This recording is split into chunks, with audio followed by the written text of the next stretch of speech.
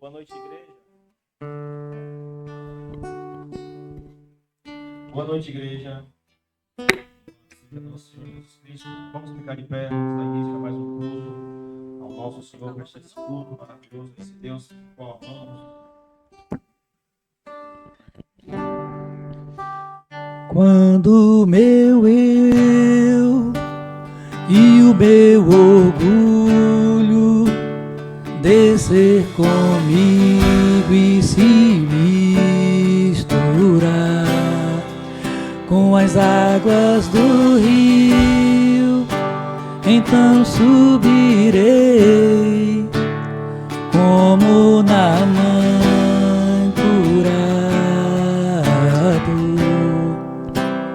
Eu abro mão de tudo que sou, só pra servir-te, ó meu Senhor.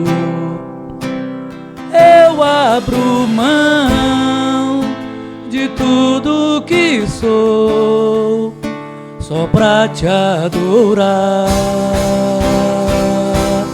Senhor.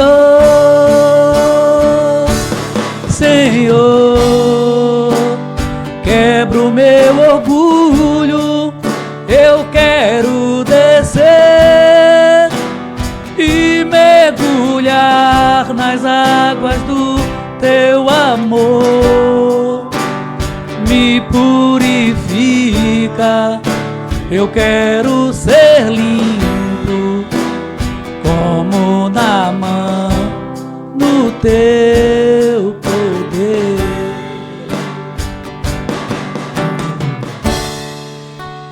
Quando meu eu e o meu orgulho descer comigo e se misturar com as águas do rio, então subirei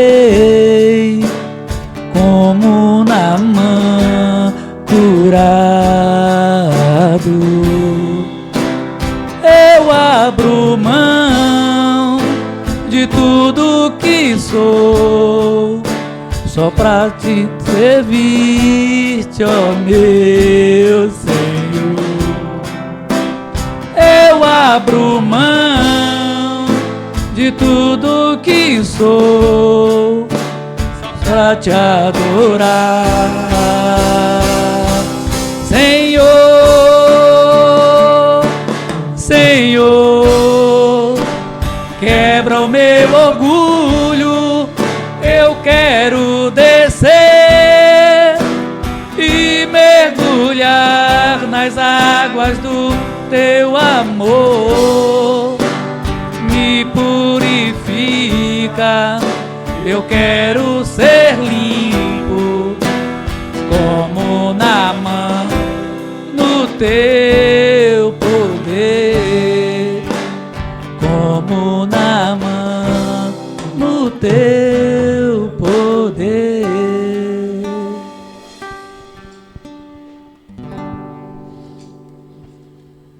Boa noite, irmãos. Graça e paz da parte do Senhor. Amém? Amém. Amém. Nós vamos...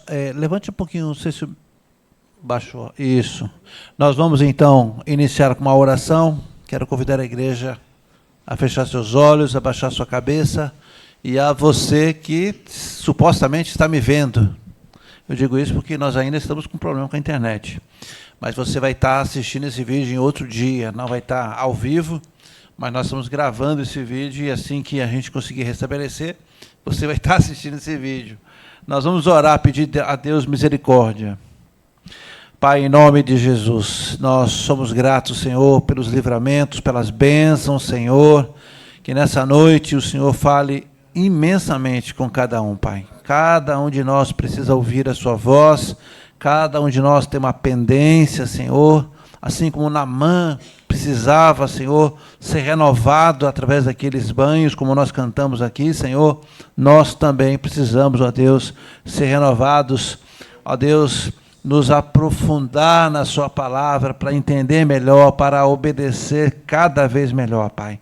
Receba os louvores, ó Deus, fala com cada um nessa noite, nos ajude, Pai, nas nossas fraquezas, ó Deus, que essa noite seja uma noite de louvor, uma noite de aprendizado, Senhor. Assim nós oramos, agradecidos em nome de Jesus. Amém? Nós vamos continuar de pé e nós vamos continuar louvando ao Senhor.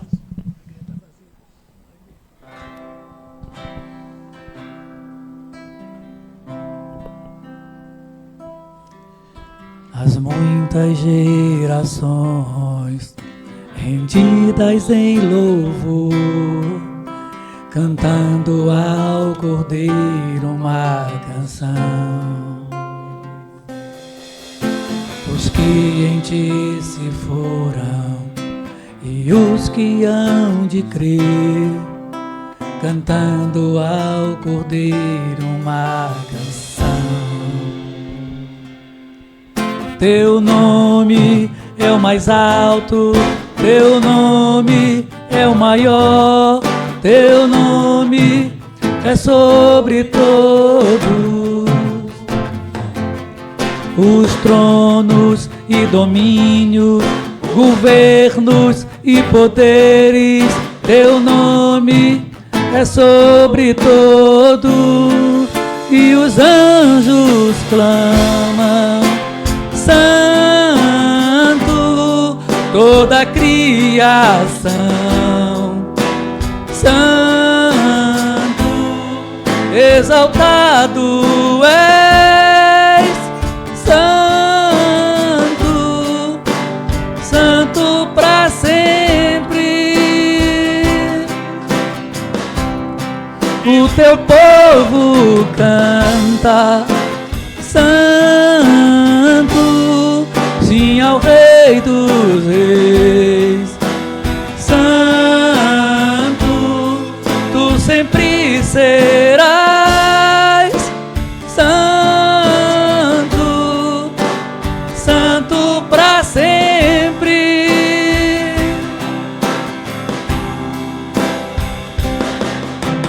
Quem foi perdoado e redimido foi, cante ao Cordeiro uma canção. Aquele que é livre e leva o seu nome, cante ao Cordeiro uma canção. Cantaremos para sempre, amém. E os anjos clamam: Santo, toda a criação, Santo, exaltado és, Santo, Santo para sempre. O teu povo canta: Santo, sim ao Rei dos Reis. Santo, tu sempre serás. Santo, Santo para sempre.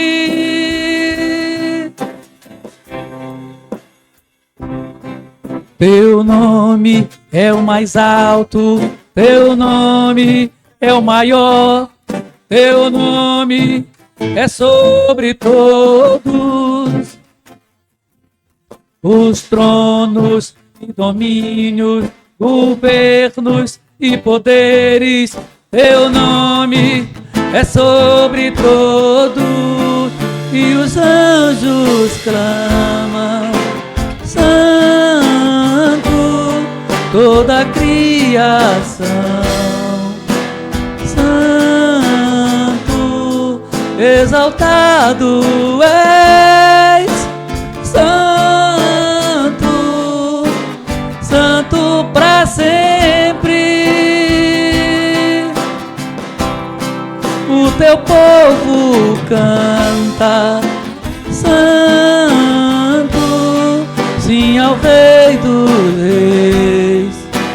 Santo, tu sempre serás. Santo, santo para sempre. A igreja, o teu povo canta. Santo, sim, ao Rei dos Reis. Santo, tu sempre serás. Santo,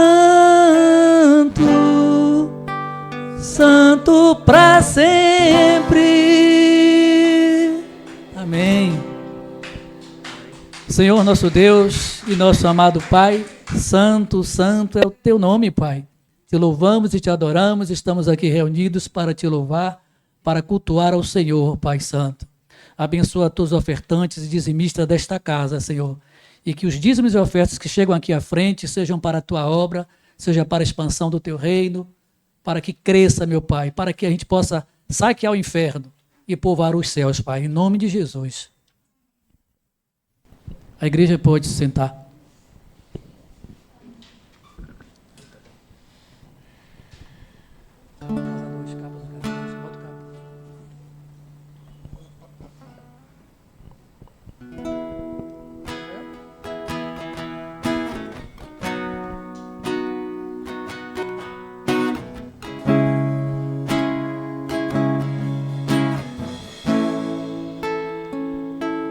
Amanheceu,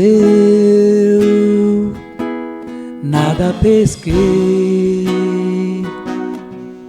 parecia ser apenas mais um dia como qualquer outro. Estava cansado, sem força, desanimado, decidido a largar tudo e parar. Deus conhece tua estrutura, sabe o que está fazendo. Mesmo que seja difícil, não pares, Ele está vendo. Colheu todas as tuas lágrimas e mandou a te falar. Pegue o que Ele te entregou e volte para o mar, que é o teu lugar. Quem mandou largar a rede? Quem mandou você parar? Volte para o mar alto, no lugar da tua vergonha eu vou te honrar. Quem mandou largar a rede? Quem mandou você parar? Volte para o mar alto, no lugar da tua vergonha eu vou te honrar. Filho, eu vou te honrar.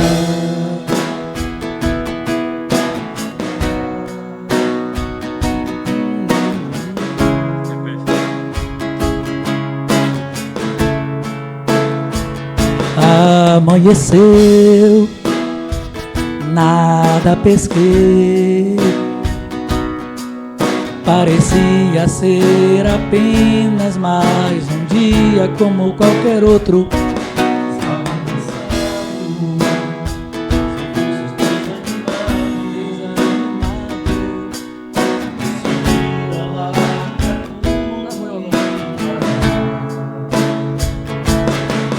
Deus conhece tua estrutura, sabe o que está fazendo. Mesmo que seja difícil, não pare, Ele está vendo. Colheu todas as tuas lágrimas e mandou a te falar. Pegue o que Ele te entregou e volte para o mar, que é o teu lugar. Quem mandou largar a rede? Quem mandou você parar? Volte para o mar alto, no lugar da tua vergonha eu vou te honrar. Quem mandou largar a rede? Quem mandou você parar? Volte para o mar alto, no lugar da tua vergonha eu vou te honrar. Filho, eu vou te honrar. Amém. Amém, Senhor. Estamos aqui como filhos, Pai, para poder te honrar, Pai. Honrar com quem somos, Senhor Deus, honrar com nossas vidas, honrar com nossas famílias, Senhor Deus. É o que pedimos ao Senhor nesta noite, Pai. Que o Senhor possa, Pai amado, através de nossas vidas, Senhor, ser glorificado, Senhor. Estamos aqui na Tua casa para podermos fazer isso, Pai. Para poder glorificar o Senhor, reconhecer o Senhor que está acima de tudo e de todos sobre nossas vidas, Pai. Muito obrigado, Pai, em nome de Jesus por tudo, Senhor. Abençoa a sua igreja neste momento com a Tua palavra, Senhor, através do nosso pastor. Que possamos aqui ser edificados, continuar sendo edificados, Senhor Deus, para que um dia possamos estar diante do Senhor, Pai. Em nome de Jesus é o que pedimos e desde já agradecemos. Amém. Amém, amém. Queridos irmãos, nós vamos então fazer a reflexão da palavra do Senhor lá em Atos, no capítulo 10. Abram suas Bíblias. Você que está em casa pode também nos acompanhar. Atos, capítulo 10. Vamos ler a partir do verso 1. Nós vamos contar a história daquele centurião chamado Cornélio. Me parece que quarta-feira passada, não sei se foi quarta, foi no domingo, já não lembro mais. Eu também contei uma história de um outro centurião, mas esse aqui é um centurião que está lá em Cesareia Marítima. Eu pedi para você baixar o retorno, agora eu vou pedir para você subir de novo o retorno. Não sei o que aconteceu aqui não. Vamos ver se... Aí, está mais confortável para mim. Enquanto você está abrindo sua Bíblia, deixa eu dar aqui alguns avisos importantes. Eu sei que a igreja deve estar agoniada, teve inclusive muitos memes aí na internet com relação ao culto de domingo. Não sei se vocês estão acompanhando. Pastor, vai ter o culto, não vai ter o culto domingo, porque o Jogo do Brasil vai ser às 17 horas. Em tese, daria para fazer o culto antes, lá para umas 16, 3h30, mas também poderia ser feito depois. Depois é sempre complicado, porque pode ter prorrogação, pode ir para os pênaltis, enfim. Mas achamos melhor, consultamos a diretoria, e a diretoria achou melhor em não ter o culto, mas não porque nós estamos priorizando para que vocês assistam o futebol. O motivo do cancelamento não é simplesmente porque a igreja precisa, então, abrir mão da palavra de Deus para assistir o jogo. Não é isso. É porque nós estamos geograficamente num lugar aqui que é complicado, né? A rua mesmo está toda pintada, toda cheia de bandeirola. Quem tem que passar aqui pelo Imbuí, os bares estão lotados. Existe um risco muito alto, né? De a gente... Na volta, se o Brasil ganhar, a gente tem risco. A euforia, a cachaçada, os fogos. Se o Brasil perder, também tem risco. Ou seja, a gente corre risco dos dois jeitos. Então a diretoria achou por bem em não fazer o culto à noite. Tá? Então, repito, o motivo de nós estarmos cancelando é a segurança dos nossos irmãos e não para que você tenha maior conforto de futebol. Nós não queremos isso. Inclusive, os crentes de verdade vão orar para o Brasil ganhar. Então, você pode assistir o jogo naturalmente. O pessoal está brincando que aquele jogador grandão lá é Golias, né? Fazendo analogia que aquele jogador brancão lá é o Golias. Mas, enfim... Então, eu estou justificando aqui uma decisão que foi feita pela nossa diretoria, uma decisão sábia, quero crer, que priorizando aí a segurança da igreja e também dos seus membros, nós não viremos à noite. Então, queridos irmãos, nós vamos concentrar de manhã. Então, de manhã nós vamos vir todo mundo. Eu vou mandar aí uma mensagem pelos telefones, dizendo assim, ó, você que tem costume de vir à noite, venha de dia, porque à noite não vai ter culto. Então, a partir de agora, eu vou começar a fazer aí a comunicação nos telefones de vocês. A diretoria já tem um encarte, né? E a gente vai estar aí, então, concentrado e orando. Durante a semana, está tendo muito, como eu disse, muito meme na internet, muita gente trabalhando essa ideia, alguns pastores, algumas igrejas criticando outras igrejas porque estão cancelando, porque estão dando lugar para o mundo, porque estão abrindo mão. Mas a verdade é que cada igreja tem sua realidade. não dá para julgar, né? E fui pensando nesse tema de julgamento, esse comportamento tão religioso de alguns, que a gente vai estudar então Atos capítulo 10. Deixa eu me lembrar se tem mais algum aviso, Gilson. Tem mais algum aviso ou não? Não. Teremos campo missionário, não nesse, no outro. Eita, vai ter nesse. Culto das mulheres sábado. A concentração vai ser das mulheres aqui. O time das mulheres estarão aqui. Nós homens estaremos com... Rapaz, vamos ter que fazer um churrasco nesse sábado. Não é possível um negócio desse, rapaz. Que a gente não pode nem passar na rua, velho. A gente podia, olha, não sei não se a gente não vai fazer um sábado. Um churrasco aí. Abraão, tua casa tem espaço lá, Abraão? Hã? Olha, vamos. É. Topa, Big. Topa, Big. Topa, Fabrício. Topa, meu irmão. Sabe se ela tá trabalhando, né? No churrasco, rapaz. Ô, Eduardo, sábado, como é que tá? Olha.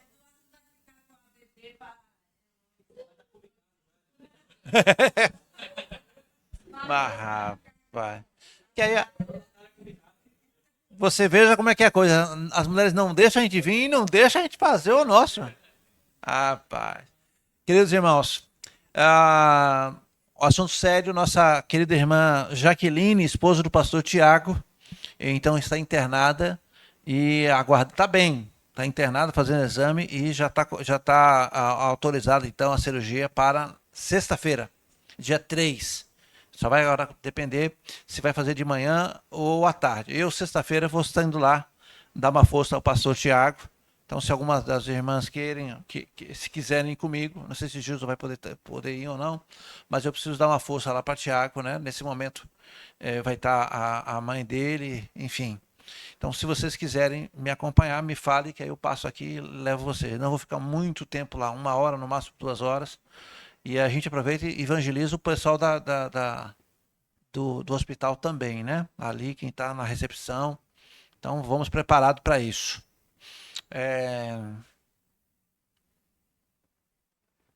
Se for de manhã, melhor. À tarde sempre complica um pouco mais, mas se for de manhã, melhor. Ok? Hoje nós vamos continuar orando, então, pela vida e pela cirurgia da irmã Jaqueline. Vamos ler, então, queridos irmãos, hoje nós vamos ler, então, o que aconteceu ali com aquele centurião Cornélio. Cornélio teve uma visão e Pedro também teve uma visão. Então, eu quero trabalhar. Os 2 homens tiveram uma visão. Um homem não era crente, mas ele creu na visão. O outro era crente, que é Pedro, e Pedro não creu na visão, retrucou a visão. Pedro teve um comportamento religioso e Deus teve que trabalhar o coração de Pedro. E é sobre isso que eu quero falar, sobre, às vezes, o nosso comportamento religioso, né? Essa história de cancelar o culto de domingo, né? Também mostra um pouco da nossa questão religiosa. Algumas igrejas, inclusive, vão assistir o jogo dentro do templo. E eu confesso aos irmãos que eu tenho resistência. E aí eu não sei se eu estou certo ou errado, José fica pegando no meu pé. Eu, particularmente, não tenho clareza se seria o correto assistir o jogo dentro do templo. Como eu não tenho clareza, eu prefiro não fazer. Porque quando eu não tenho clareza, eu prefiro não errar. Eu prefiro errar para menos do que errar para mais.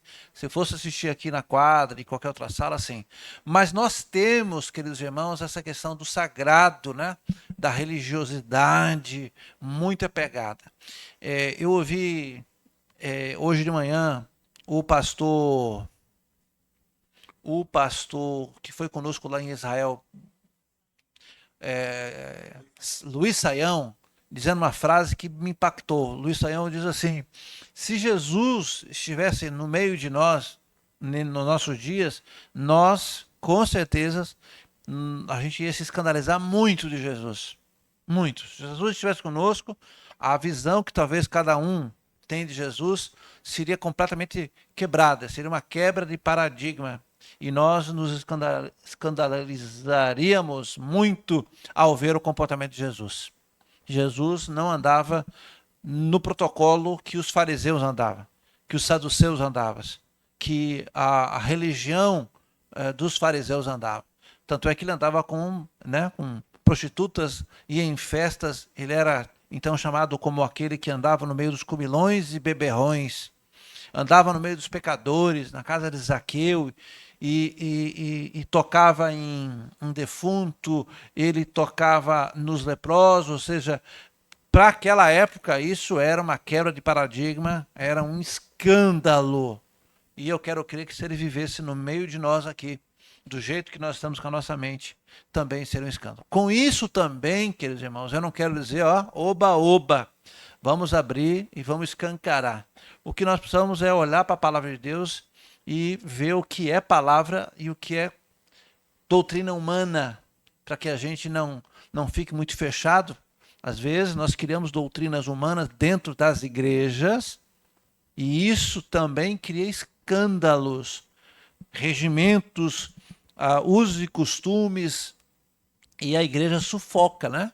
Não pode cortar cabelo, não pode isso, não pode aquilo, e você não tem base bíblica para isso. Por outro lado, não dá para inventar misticismo, não dá para inventar modinha, não dá para escancarar. Então, assim, qual é o melhor ponto de equilíbrio? A Bíblia. Olha a palavra de Deus e tira daqui exemplos, né, como Jesus fazia. E nós vamos ler o texto e nós vamos entender bem como é que foi o comportamento desse Cornélio, desse centurião, e como é que foi inicialmente o comportamento de Pedro. Pedro precisou mudar a cabeça. Pedro vai ver aqui no finalzinho dessa história, lá na casa de Cornélio, a partir do verso 24, Pedro teve que ver com seus próprios olhos a família de Cornélio e o próprio Cornélio também sendo batizados com e no Espírito Santo. Com e no Espírito Santo. Ali houve manifestação de línguas. E Pedro, então, vendo aquela manifestação, foi a forma que Deus usou para que ele cresce, que aquele povo não é um povo indigno, que aquele povo também foi alcançado, da mesma forma que aconteceu com eles lá em Atos capítulo 2, quando ali desceu como línguas repartidas, não desceu língua de fogo não, desceu como língua de fogo, porque é assim que o autor começa a ver aquela manifestação. E todos falaram em outros idiomas. Ali vocês sabem que a festa de Pentecostes reunia ali 15 nações de diversas partes, e aquelas 15 nações, ao escutarem um som muito grande que partiu daquela casa, onde 120 pessoas estavam reunidas, aquelas nações, aqueles povos, aquelas pessoas foram até a casa. Pedro, então, saiu de dentro daquela casa, e a impressão que eu tenho é que a casa é de 2 pisos. Não sei por que eu sempre acho que a casa é de 2 pisos, né? Pedro sai ali junto com aquelas pessoas e cada um falava num idioma que o Espírito Santo assim concedia. E aquelas pessoas, os elemitas, o da Ponfia, de várias partes do mundo, eles ouviam na sua própria língua materna. E eles ficaram espantados. Alguns deles disseram, olha, esses homens são bêbados. Pedro precisou dizer, não, irmãos, ainda é muito cedo, não é nem 9 horas da manhã, eles não estão bêbados. O que vocês estão vendo é o que Deus prometeu. E aí ele cita lá Joel, né? A profecia de Joel. Então ali, Pedro, que fez aquele discurso maravilhoso, e no discurso que Pedro fez lá em Atos 2, ali, só naquela pregação, só naquele discurso, foi alcançado ali 3.000 vidas. Então, naquela casa havia 120, foi acrescido a igreja de Cristo, então inaugura, estreia com 3.120 pessoas. Então, eu sempre brinco ali com meus alunos de discipulado e no ABD, a igreja de Jesus começou com um número de 3.120 pessoas. E muitas daquelas pessoas depois voltaram para os seus lugares, é o que aconteceu com os samaritanos, que depois Pedro e João também tiveram que ir lá em Samaria, ver também com seus próprios olhos. Quando chegaram lá, perguntaram, vocês também foram batizados com o Espírito Santo? Os samaritanos disseram, que Espírito Santo? Nós somos batizados com o batismo de João. A gente nem sabe que existe o Espírito Santo. E quando impuseram as mãos, também houve manifestação de línguas. Então, todas as vezes que a gente vê essas manifestações de línguas, são na verdade, provas que Deus dá aos incrédulos. E nesse caso, infelizmente, os incrédulos são os de dentro, né? Aqui, Pedro, quando chega na casa do centurião, de Cornélio, também vai ser convencido, porque Cornélio e sua família também vão ter a mesma manifestação do Espírito Santo que ele teve em Atos 2. Vamos ler a história que você já conhece, mas nós vamos ler aqui a partir da palavra de Deus e nós vamos tirar aqui algumas verdades para nós. Diz assim a palavra do Senhor no verso 1: havia em Cesareia um homem chamado Cornélio, centurião do regimento conhecido como italiano. Cesareia, essa Cesareia, você sabe que na Bíblia vai aparecer duas Cesareias. Eu já me confundi uma vez, eu paguei um mico do tamanho de Sergipe, mais ou menos assim. Eu estava justamente em Cesareia, nessa Cesareia aqui onde Pedro estava, e eu comecei a gravar um vídeo para o meu canal Resenha da Fé, e com a câmera ligada. Muito bem, estamos aqui em Cesareia de Felipe. Na verdade, eu não estava em Cesareia de Felipe. Cesareia de Felipe fica lá no norte. Eu estava em Cesareia Marítima, onde Herodes criou uma cidade, aliás, uma mega cidade, em homenagem a César o Grande, né? Então, Cesareia é uma cidade construída por Herodes, uma cidade portuária, tinha um porto enorme. Eu acho que foi a primeira cidade planejada na história.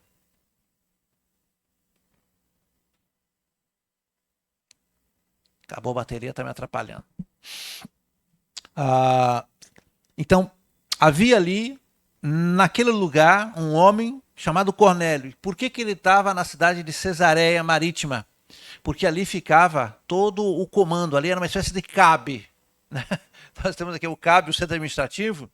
Então, a gente, quando olha as histórias de Israel, a gente pensa que Jerusalém era ali a capital. Sim, Jerusalém é, até hoje, a capital para os judeus. Mas do ponto de vista militar, do ponto de vista administrativo, né? Quando essa cidade foi feita para César, César nunca foi lá. Herodes fez uma grande casa, até o nome da cidade, ele nunca foi lá. Mas, por exemplo,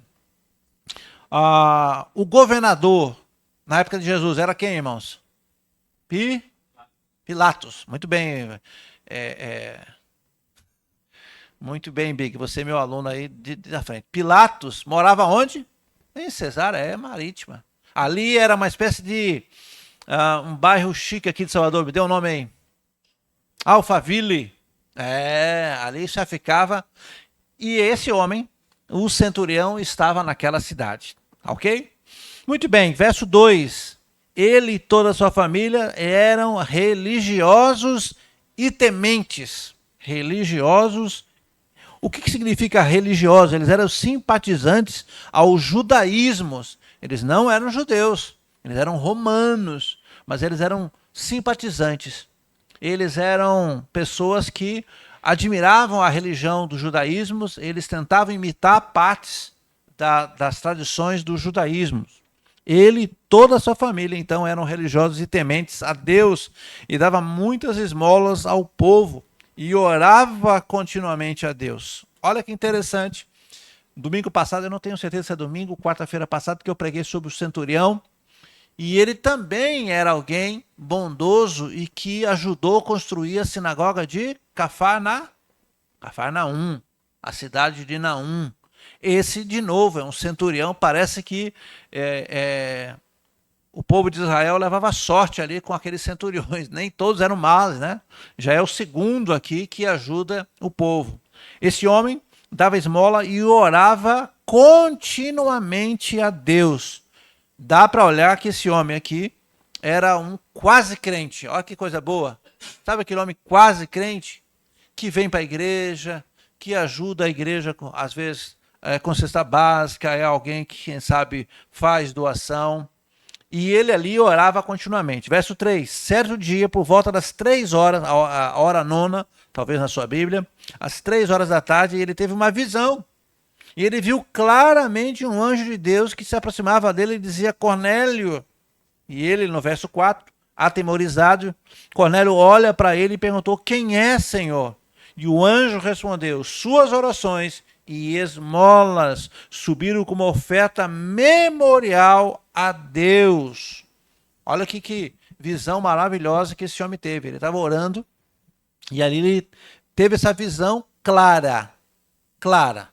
Um anjo apareceu para ele e falou na língua dele. Ele compreendeu e disse: suas orações, suas esmolas subiram como oferta em memorial. Ou seja, Deus levou em conta aquilo que aquele homem estava fazendo.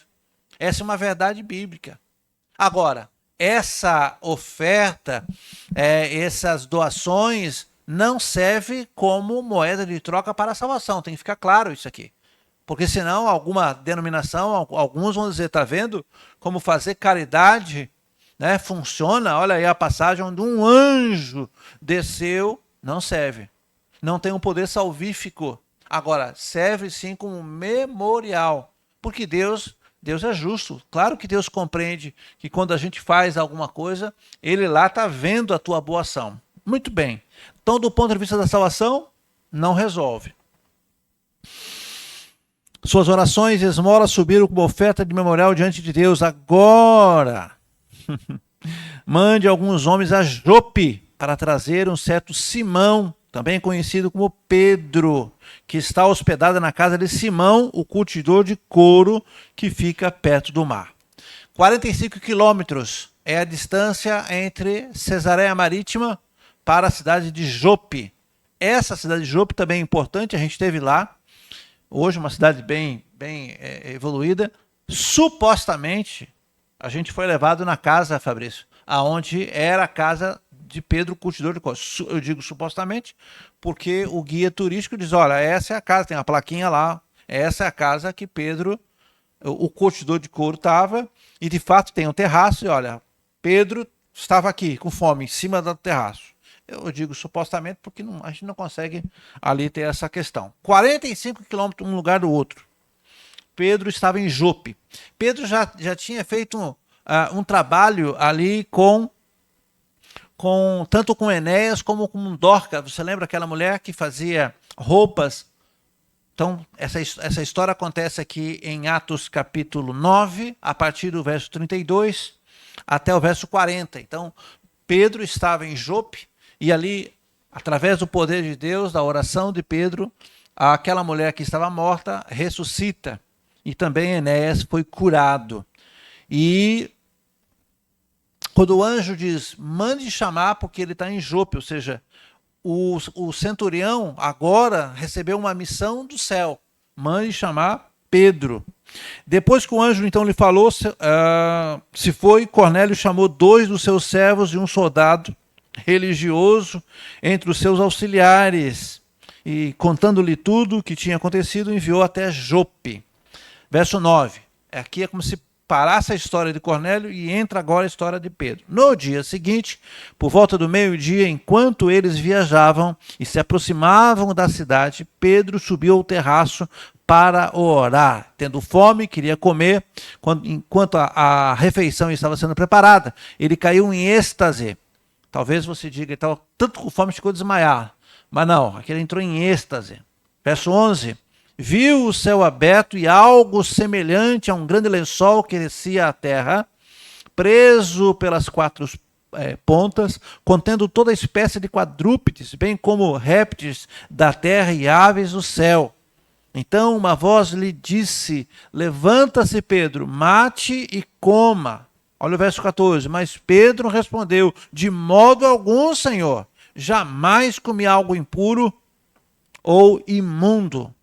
15. E a voz lhe falou pela segunda vez: não chame de impuro o que Deus purificou. E isso aconteceu 3 vezes em seguida. E depois o lençol foi recolhido aos céus. Então, se a gente for comparar aqui a visão que Cornélio teve, Cornélio ali se assustou, Cornélio ali, quem sabe, se prostrou e disse: quem é, Senhor?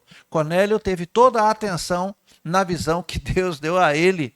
Já Pedro, muito religioso: não quero nem saber quem está falando comigo. O negócio é que eu não vou comer. A minha religião não permite e eu não faço. Pedro ali quase desobedece a palavra de Deus, mesmo sabendo que esse lençol, que essa visão veio do céu. Ele quase coloca, então, a religião, os seus usos e costumes acima da palavra. Nós também, vez por outra, podemos cometer esse erro. De ser tão religioso, de ser tão Caxias. Eu não gosto de usar essa palavra Caxias, mas é a palavra que me vem agora à mente. Tá, eu vou trocar por batistão. Tão batistão, que às vezes nós preferimos seguir o estatuto da igreja do que seguir a palavra de Deus. Pode acontecer isso nas nossas igrejas? Pode. A gente se fecha e diz, não, mas essa forma que nós fazemos aqui tem há anos. A nossa igreja tem 20 anos, e em 20 anos fazemos assim. Às vezes nós nos prendemos em regras. Eu já contei aqui, vou contar mais uma vez. Se você já ouviu, finja que não ouviu e dê risada como se ouvisse a primeira vez. A história diz que um batalhão do exército se mudou para uma cidade do interior. Um grande batalhão do exército de infantaria. Quando chega na cidade, então, constrói ali o seu batalhão e o comandante, o coronel, para agradar e compensar então a cidade, ele manda fazer uma praça e coloca ali as árvores, os banquinhos, e no dia da inauguração daquela praça ele manda pintar os bancos. E para que ninguém então sente naqueles bancos recém-pintados, ele coloca 2 soldados ali para cuidar aquele banco recém-pintado. E inauguraram festa, se passou-se ali 20 anos, entrou um outro coronel e disse, me dê aí a lista de quantos homens nós temos, qual é a posição que eles ficam. E o novo coronel que assumiu o batalhão, começou a olhar o sentinela tal, e esses 2 homens da praça, fora dos portões do quartel. Isso está errado. Nossos homens têm que ficar para dentro do quartel. Onde é que se viu ter 2 soldados do portão para fora, ali com armamento exposto, com risco de ser, inclusive, perder os fuzis? E alguém disse, eu não sei, eu estou aqui há muito tempo, estou quase me aposentando, sempre teve esses 2 homens lá fora. E aí quando procuraram saber de alguém mais antigo, o cara disse, não, porque quando inaugurou, e se manteve aqueles 2 homens. E mesmo estando completamente fora do regulamento militar, onde é que se viu 2 homens armados com fuzis, pro lado de fora do portão, que não é padrão, cuidando de 2 bancos que a praça já estava velha, mas acabou se instituindo como se fosse certo. Às vezes, queridos irmãos, nós também fazemos coisas dentro da nossa denominação, dentro dos nossos usos e costumes, e nós colocamos isso como regra. E se você perguntar para alguém por que você faz isso, não sei. Vai falar assim, só sei que é assim. Tem coisas, nós temos que parar e analisar se nós, vez por outra, não fazemos isso. Pedro, então, 3 vezes ele contesta, não vou comer. E a voz dizia, não chame de impuro aquilo que Deus purificou. Só que Pedro não entendeu isso, o lençol foi recolhido. Enquanto Pedro falava, enquanto Pedro retrucava aquilo, o lençol foi recolhido. Verso 17, enquanto Pedro estava refletindo no significado da visão, os homens enviados por Cornélio descobriram onde a casa de Simão e chegaram à porta. Chamando e perguntaram se ali estava hospedado Simão, conhecido como Pedro. Verso 19. Enquanto Pedro ainda estava pensando na visão, o Espírito lhe disse, Simão, 3 homens estão procurando por vocês. Portanto, levante-se e desça. Não hesite em ir com eles, pois eu os enviei. Pedro desceu e disse aos homens, eu sou quem vocês estão procurando. Por que motivo vocês vieram? Os homens responderam, vimos da parte do centurião Cornélio. Ele é um homem justo e temente a Deus, respeitado por todo o povo judeu. Aqui nós temos um testemunho maravilhoso. Aqui nós temos soldados dizendo que seu chefe era um homem temente a Deus e era justo. Ele não disse, foi o comandante militar. Nós estamos aqui como militares. Você pode ver que alguns versículos antes, no verso 7, vou voltar para o verso 7. Depois que o anjo falou, centurião, então, o Cornélio chamou 2 dos seus servos e um soldado religioso. 2 dos seus servos, que não eram militares, eram civis, e um soldado religioso, ou seja, alguém que também era temente, alguém que era também, vamos dizer assim, inclinado ao judaísmo. E provavelmente quem deu esse testemunho foi esse soldado. Ele é um homem justo, temente a Deus, respeitado por todo o povo. E um santo anjo lhe disse que chamasse a sua casa. Verso 23, Pedro convidou para entrar e hospedou. No dia seguinte, Pedro partiu com eles e alguns irmãos de Jope acompanharam. No outro dia chegaram a Cesaré. Cornélio então esperava com os seus parentes e amigos mais íntimos que tinha convidado. 25, quando Pedro ia entrando na casa de Cornélio, dirigiu-se a ele e prostrou-se em seus pés e adorando. Mas Pedro fez levantar-se, dizendo, levante-se, eu sou um homem como você. Até aqui Pedro está tranquilo.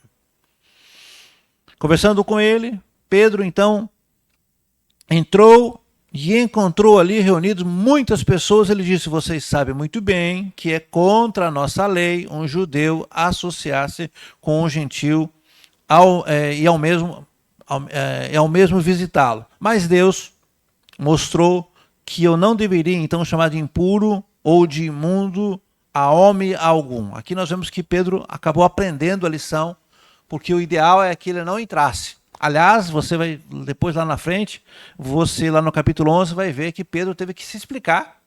Pedro, quando volta ali então para a igreja recém-formada, Pedro teve que explicar, olha, ficamos sabendo que você se misturou com aquela gentalha.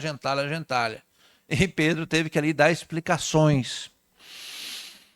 Cornélio respondeu, há 4 dias eu estava na minha casa, orando, a esta hora, às 3 horas da tarde, de repente apresentou-se diante de mim um homem com roupas resplandecentes e disse, Cornélio, Deus viu e ouviu as suas orações e lembrou das suas esmolas. Mande buscar em Jope a Simão, chamado Pedro. Ele está hospedado na casa de Simão, curtidor de couro, que mora perto do mar. Assim mandei buscar-te imediatamente, e foi bom que tenhas vindo. Agora estamos todos aqui, na presença de Deus para ouvir o que o Senhor mandou dizer-nos. Aqui, não só Cornélio, mas também seus parentes, seus amigos mais próximos estavam com um coração completamente aberto. Sabe, irmãos, às vezes nós ganhamos muito mais pessoas pela nossa atitude amistosa, pela forma mais abrandada, por uma palavra de amizade, pela forma que nós tratamos, do que naquele perfil do crente, com aquela Bíblia debaixo do braço, com a cara fechada, aquela coisa mais... Você chega numa comunidade do interior, você chega numa roça, ou até mesmo numa comunidade, se você chegar montado a caráter como aquele crentão, cara fechada e a Bíblia na mão, dizendo você tá em pecado, você vai para o inferno, ninguém quer te ouvir. Então, Pedro e principalmente Paulo, né, entrava com toda uma estratégia. Esses dias eu vi um vídeo de um irmão fazendo teatro e eu fiquei impressionado. O teatro é uma boa entrada, né, irmãos? Porque ele quebra assim, aquele negócio. Eu e o Gilda fizemos bastante teatro também no campo missionário. Faz tempo que a gente não faz, né, já? Aliás, fizemos aqui recentemente aqui, mas a nossa atuação não foi boa, teve gente que não entendeu a piada. Gilson teve que dizer, isso aqui é um teatro. Lembra, Gilson? Ele ficou assim, sim, claro. Mas o teatro é uma boa opção. Uma outra boa opção é você sentar na praça para conversar. Então, necessariamente, você não precisa ir com a Bíblia e dizer, esse que o Senhor manda te dizer. Você vai visitar, você vai conversar. Então, se o assunto é futebol, vamos falar de futebol. Se o assunto é roça. Pedro aqui precisou aprender da parte de Deus como lidar. Agora Pedro tem uma plateia apta para receber a palavra. E Pedro então começa a dizer. Verso 34, então Pedro começou a falar, agora percebo verdadeiramente que Deus não trata as pessoas com parcialidade, mas de todas as nações aceita todo aquele que teme e faz o que é justo. Vocês conhecem a mensagem enviada por Deus ao povo de Israel, que fala das boas novas de paz por meio de Jesus Cristo, o Senhor de todos. Sabem o que aconteceu em toda a Judéia, começando na Galiléia, e depois o batismo de João, que João pregou. Como Deus ungiu Jesus de Nazaré como um Espírito Santo e poder, e como ele andou por todas as partes fazendo bem e curando todos os oprimidos pelo diabo, porque Deus estava com ele. Nós somos testemunhos de tudo que ele fez na terra dos judeus em Jerusalém, onde mataram suspendendo no madeiro. Deus, porém, o ressuscitou ao terceiro dia e fez com que ele fosse visto, não por todo o povo, mas por testemunhas que designara de antemão, por nós que comemos e bebemos com eles, e depois que ressuscitou dos mortos. Então Pedro começa aqui a dizer, olha, aquele Jesus, aliás, foi o mesmo discurso, muito parecido lá em Atos 2, Pedro dizia, olha, Jesus, aquele que veio da parte de Deus, vocês mataram, vocês crucificaram. Lá em Atos 2, o povo ficou tão impactado que alguns disseram, e agora, o que faremos? E Pedro diz, arrependam-se e sejam batizados para a salvação. Pedro aqui começa a dizer a mesma coisa. Ele nos mandou, verso 42, e ele nos mandou pregar ao povo e a testemunhar o que foi a ele que Deus constituiu juiz de vivos e de mortos. Todos os profetas dão testemunho dele, e que todo o que nele crê receba o perdão de pecados mediante o seu nome. Enquanto, olha o verso 44, enquanto Pedro ainda estava falando essas palavras, o Espírito Santo desceu sobre todos os que ouviam a mensagem. Os judeus convertidos que vieram com Pedro ficaram admirados que o dom do Espírito Santo fosse derramado até, olha, observe, até aos gentios. Porque aqueles que vinham com Pedro também tinham preconceitos igual a Pedro. Na cabeça daquele povo, aqueles homens e aquelas mulheres gentios não podiam receber o mesmo tratamento e o mesmo cuidado da maneira que eles receberam. Pois ouviram falando em línguas, exaltando a Deus. A seguir, Pedro disse, pode alguém negar a água impedindo que esses sejam batizados? E eles receberam o batismo com o Espírito Santo como nós. 48. Então ordenou que fossem batizados em nome de Jesus Cristo e depois pediram que Pedro ficasse com ele alguns dias. Olha que história maravilhosa. E nós aprendemos aqui, irmãos, que às vezes nós criamos uma bolha e isso tem dificultado, às vezes, a igreja penetrar nos guetos, nas comunidades. Então, nós temos que repensar, talvez, a nossa estratégia, inclusive de missões. Elisângela sempre tem me orientado e me ajudado. Lá no campo missionário, a gente precisa mudar um pouco a nossa estratégia. Talvez ir nas casas, fazer um culto nas casas. Gilson estava querendo aqui fazer um evento naquele campo de futebol. Nós já fizemos há muitos anos atrás. Então nós temos aí o grupo de louvor. Vamos fazer um teatro, viu, meu irmão? Já tá escrito ali já. Vamos fazer um grupo de teatro, vamos, quem sabe, fazer umas brincadeiras ali. E das vezes que nós fizemos, nós atraímos muita gente, para mais de 200 pessoas. Então fazer uma coisa bem programada, bem anunciada, bem costurada ali com as lideranças daquela comunidade. Então isso tem mais impacto do que a gente, de repente, abrir a igreja no domingo, lá em Itapecerica, e receber 2, 3. Olha que interessante. Mas na nossa cabeça, se a gente não cuidar, talvez abrir a igreja é o correto. A gente abre, vem quem quer. Mas se a eles não vêm, nós temos que ir até eles. Então, trabalhar com as crianças, fazer as pinturas no rosto, fazer ali as gincanas, quem sabe fazer a captação ali de doação com os empresários, fazer as brincadeiras. Na época que a gente esteve lá, a gente fez o quebra-pote, hoje nem é aconselhado, né? Quebra-pote de verdade, porque aquilo ele machuca alguém. Mas dá para fazer uma série de brincadeiras. A gente levou, inclusive, bicicletas, sorteio de bicicleta. Isso chama atenção.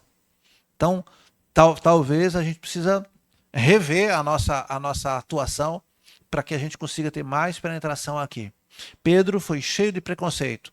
Graças a Deus ele foi instruído. Deus então preparou ele, dando aquela visão, chamando a atenção dele. Olha, não diga que é impuro ou imundo aquilo que Deus quer salvar a todos.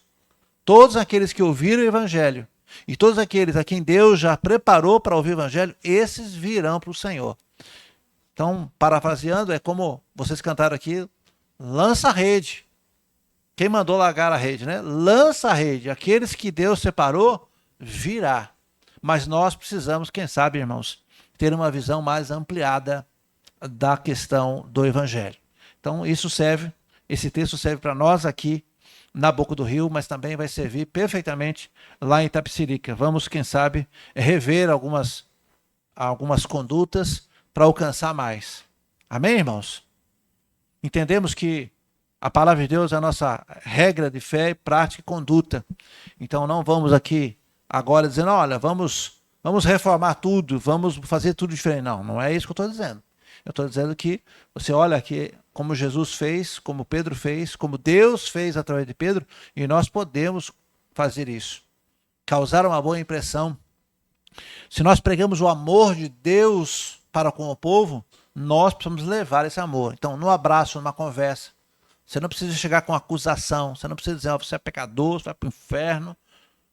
Ainda que se não se arrepender, vai de fato para o inferno. Mas um abraço, um bate-papo, uma conversa, né?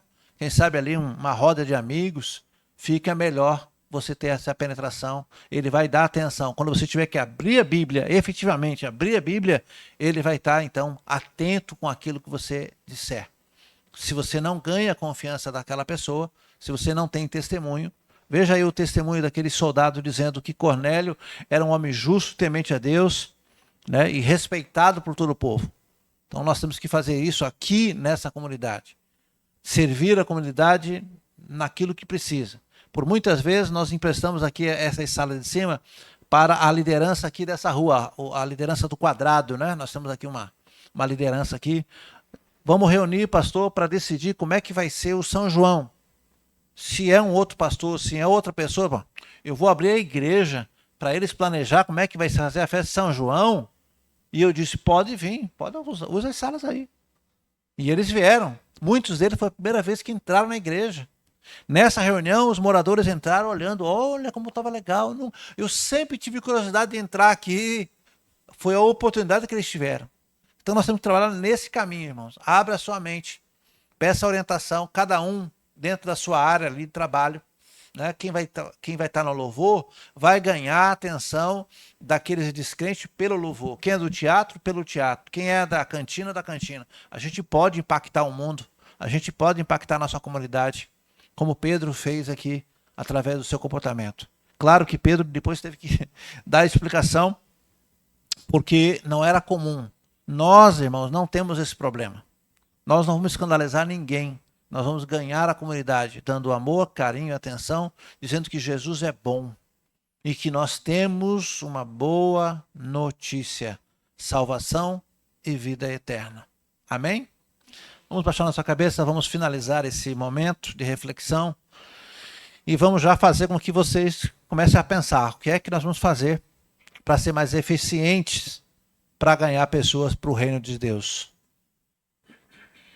Pai, em nome de Jesus, essa lição serve, ó Deus, para que a gente não fique com a mente tão quadrada, tão para dentro, tanto, talvez com uma visão dentro da bolha, e a gente não cresce, a gente não cumpre o ídolo do Senhor, porque nós ficamos presos em paradigmas, presos, Senhor, em rotinas, em doutrinas humanas, quando na verdade a sua palavra, e aqui nós estamos vendo o exemplo de como Pedro, aliás, como o Senhor fez com que Pedro ganhasse toda aquela família de Cornélio. E eu quero crer que muitos outros ali foram alcançados através da família de Cornélio. Por quê? Porque Pedro abriu mão, então, da sua religião, ele entrou naquela casa, ele amou aquele povo, ele pregou para aquele povo, então, recebeu o Espírito Santo e recebeu a salvação, ó Deus. Assim nós queremos ser instrumentos do Senhor nessa comunidade e lá no nosso campo missionário. Usa, Senhor, cada um de nós com nossos dons, nossos talentos para alcançar vidas, almas para o Senhor. Assim nós oramos em nome de Jesus. Amém? Amém. Bom, se você está gravando, para de gravar. Finalize aqui, nós vamos fazer os pedidos de oração. E... cadê?